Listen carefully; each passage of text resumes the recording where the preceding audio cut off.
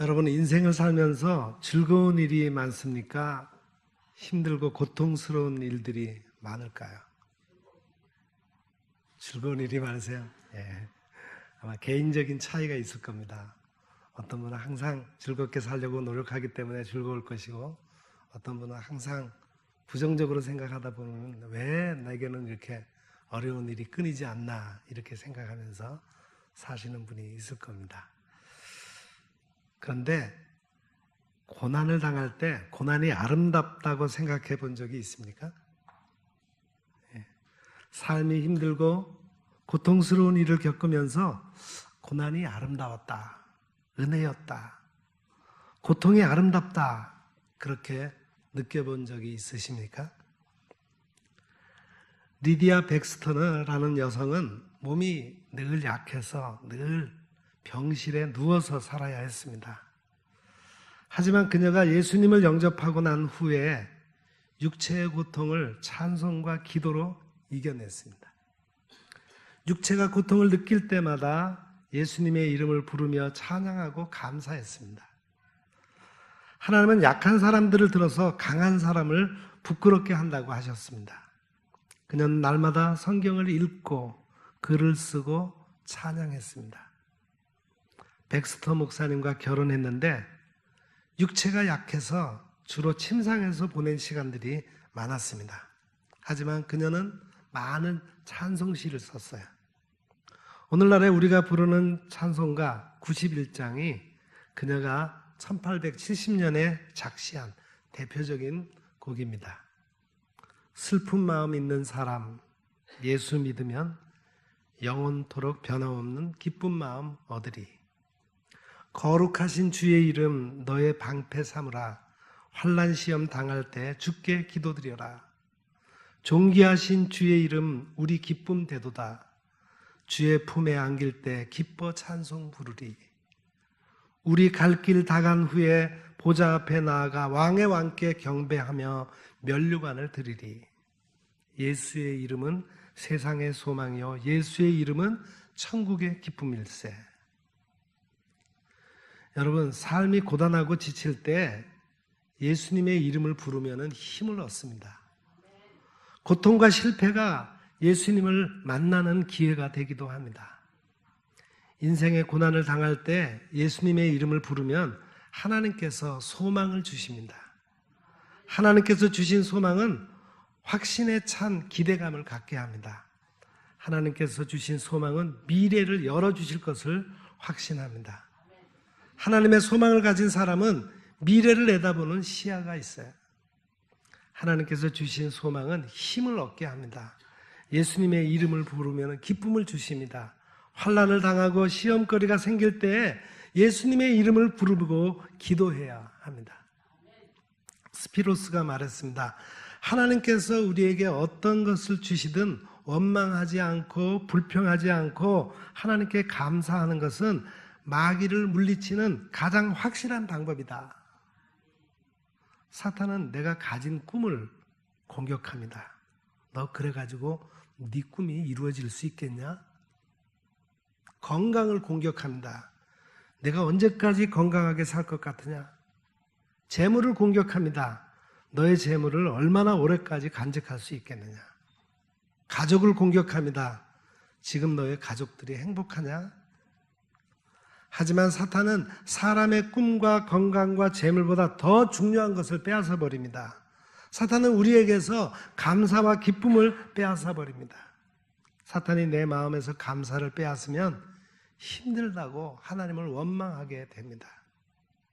마귀가 내 마음에서 기쁨을 빼앗으면 왜 나만 이런 고통 겪게 되느냐고 그렇게 불평하게 됩니다. 오늘 하나님께서 사도 베드로를 통해서 우리에게 말씀하십니다. 사람들이 인생을 살면서 매사가 두려울 때가 있다. 애매하게 고난을 받을 때도 있다. 그때 무엇을 생각해야 할까? 공의의 하나님을 생각하고 고난을 참으면 아름다운 것이다. 고통을 견디면 아름다운 것이다. 고난이 아름다운 은혜다. 여러분 한번 따라해 보세요. 고난이 아름다운 은혜입니다. 그래서 은혜 받은 사람은 고난을 두려워하지 않습니다. 오늘 본문 18절을 다시 다 같이 읽겠습니다. 18절입니다. 사환들아 범사에 두려워함으로 주인들에게 순종하되 선하고 관용하는 자들에게만 아니라 또한 까다로운 자들에게도 그리하라. 여기서 사환들이라는 단어는 함께 사는 친구, 또 집안의 하인, 종을 말합니다. 그리고 주인들이라고 하는 단어는 절대적인 통치자, 주인을 말합니다. 오늘의 말씀은 매사에 사환들이 주인에게 어떤 관계를 유지해야 하는가, 종이 주인에게 어떻게 해야 하는가를 말하고 있습니다. 집안의 종이 주인에게 어떤 태도를 가져야 합니까?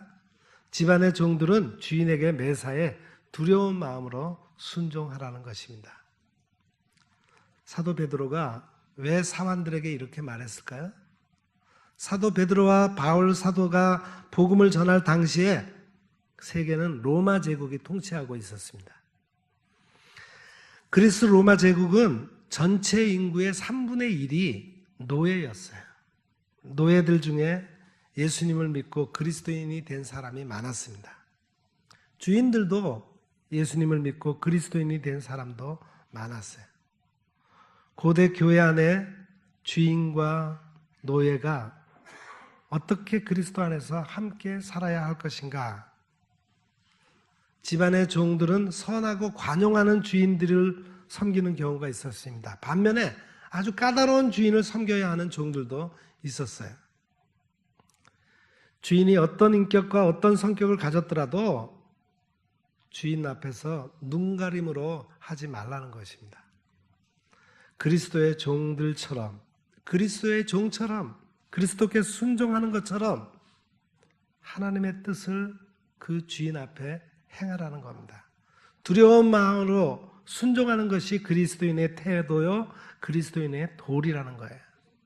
그래야 각 사람이 무슨 선을 행하든지 종이나 자유인이나 주께로부터 그대로 받을 줄 알라는 것입니다. 사람이 행한 모든 상벌은 사람에게서 오는 것이 아니라 하나님으로부터 오는 것이기 때문입니다. 이런 믿음을 가지고 순종하면 세상적인 평가와 상급에서 자유로울 수 있습니다. 직장 생활을 하면서 사용자와 노동자가 함께 더불어 사랑하고 함께 살아가야 합니다. 여러분, 피조물인 인간이 창조자여 통치자이신 하나님께 어떤 마음으로 순종해야 합니까? 하나님을 경외하고 두려워하는 마음으로 순종하라는 거예요. 두려워하는 마음으로 순종하는 사람은 여호수아와 갈렙처럼 하나님께서 약속하신 땅을 보게 될 것입니다. 하나님께서 약속하신 땅을 밟게 될 것입니다. 그가 밟은 땅을 그와 그 자손에게 주실 것입니다. 여호와의 말씀에 순종하면 이 모든 복이 임하고 복이 미칠 것입니다. 그러나 인간이 하나님의 말씀에 순종하지 않아서 죄의 종이 되었습니다. 자신의 이익을 위해서 애쓰고 수고합니다. 육체의 욕심을 따라 살고 육체가 원하는 대로 살아갑니다. 마음이 원하는 대로 살다가 죄의 종이 되었습니다. 사람이 자기의 원하는 대로 살면은 지체가 부정과 불법에 연루됩니다. 죄에 연루된 인간은 고난을 피할 수 없게 되었습니다. 죄가 짐이 되어서 수고하고 죄악으로 괴롭게 됩니다. 하나님께서 이사야 선지자를 통해서 말씀하셨습니다. 내 죄의 짐으로 나를 수고롭게 하며 내 죄악으로 나를 괴롭게 하였느니라. 인간이 죄악을 범하면은 하나님을 괴롭게 한다는 것입니다. 사람들은 죄의 짐을 지고 수고하고 고통스럽게 살고 있습니다. 하나님께서는 죄의 짐을 지고 수고하고 고통하는 인간을 구원하시기 위해서 예수님을 이 세상에 보내셨습니다. 하나님께서 인간의 죄를 대신 속죄하기 위해서 예수님을 십자가에 내주셔야 했기 때문입니다. 예수님께서는 고난의 종으로 이 세상에 오셔서 사람들에게 기쁜 소식을 주셨습니다. 수고하고 무거운 짐진 자들아 다 내게로 오라. 내가 너희를 쉬게 할 것이다. 내 마음이 쉼을 얻으려면 어떻게 해야 합니까? 예수님의 온유하신 마음을 배워야 합니다. 예수님의 겸손을 배워야 합니다. 예수님의 온유와 겸손을 멍에로 메고 배워야 합니다. 여러분, 하나님께서 사도 베드로를 통해서 고난이 아름다운 은혜다 말씀하십니다. 고난이 어떻게 아름다운 은혜가 될까요? 어떤 고난이 아름다운 은혜일까요? 본문 19절을 다시 보겠습니다. 19절 우리 같이 읽겠습니다. 부당하게 고난을 받아도 하나님을 생각함으로 슬픔을 참으면 이름 아름다우나. 아멘. 여기서 고난은 고통스러운 감각이나 인상을 체험하다, 또 고통을 느끼다, 고통의 영향을 받다, 그런 뜻입니다. 인간에게 있어서 고난은 실존입니다. 욥이 고난을 받고 있을 때 대만 사람 엘리바스가 말했습니다. 재앙은 티끌에서 일어나는 것이 아니다. 고난은 흙에서 나는 것이 아니다. 인생은 고난을 위해서 났다. 불티가 위로 날아가는 것과 같다. 인간이 고난을 겪는 것은 원인이 있다는 것입니다. 뭔가 잘못이 있어서 고난을 겪는 것입니다. 실수가 있어서 고난을 겪는 거예요. 심각한 문제가 생겨서 고난을 겪는다는 것입니다. 인간은 크게 세 가지를 통해서 고난을 겪게 됩니다. 첫째는 자신의 죄 때문에 고난을 겪습니다. 사람이 죄를 지으면 매를 맞고 징계를 받습니다. 고통을 겪고 고난을 당합니다. 죄가 있어서 비난을 받고 죄를 짓고 벌을 받는 것은 칭찬을 받지 못합니다. 죄를 짓고 매를 맞는 고난이 있어요. 죄를 짓고 고난을 겪지 않으면 죄를 죄로 여기지 않습니다. 죄를 짓고 고난을 당하지 않으면 죄를 회개하지 않습니다. 죄를 짓고 다른 사람에게 책임을 전가하려고 합니다.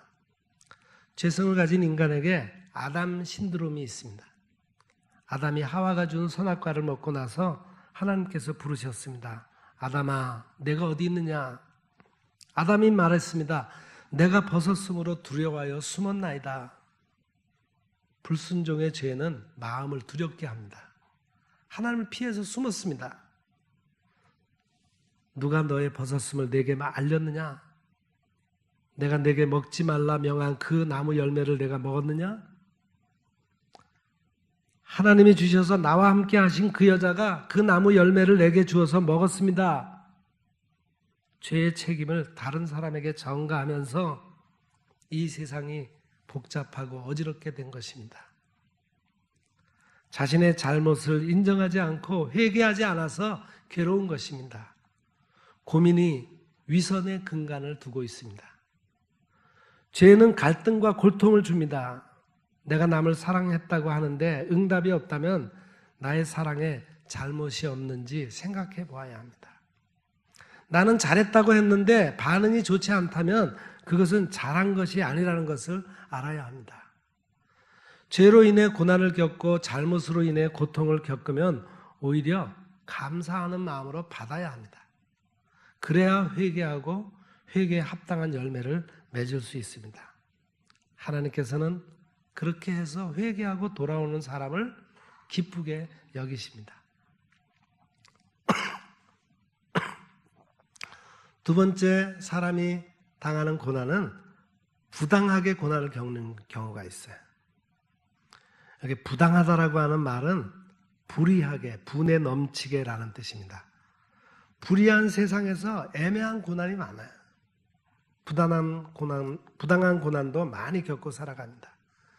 의롭게 살려고 하면은 고난을 당합니다. 그러나 하나님 앞에서는 애매한 것이 전혀 없습니다.